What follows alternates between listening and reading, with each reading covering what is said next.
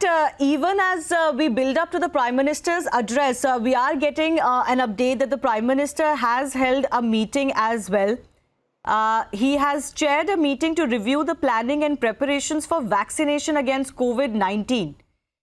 And he has listed 4 guiding principles that will form the foundation of this national effort.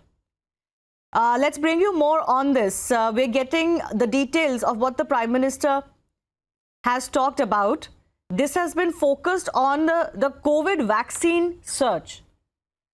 He has noted that vaccination of India's vast and diverse population will need to factor in issues including those related to management of medical supply chains, prioritization of at-risk populations, coordination between different agencies, as well as the role of private sector and civil society. And he has directed officials to evaluate in a broad manner available technology options that can form the backbone of the national endeavor to vaccinate all in the most efficient and timely manner.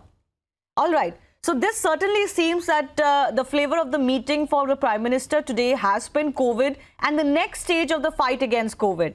NC Bipindra is also with us. NC Bipindra, could the Prime Minister make some big announcement on how India now charts the waters when it comes to COVID-19? Already at least one Indian company has got the go-ahead for human trials of a vaccine that they are developing. And that would be big news if there's anything on that the Prime Minister has to announce today. Because usually we've seen he doesn't get into the details in his speech, he leaves that to others. But he sets the broad vision in his addresses. Yes, I think the Prime Minister will talk about the COVID-19 and the Indian efforts to counter the pandemic in India. But I don't expect him to make any big announcement as such on the COVID front, including the vaccine that you're talking about, for the simple reason that these are work in progress. And then unless there is some kind of a growth or some development that is really worthwhile to announce, the Prime Minister shouldn't be coming out and talking about it, and I don't think he will be doing that in this particular announcement that he'll be making at 4 o'clock today.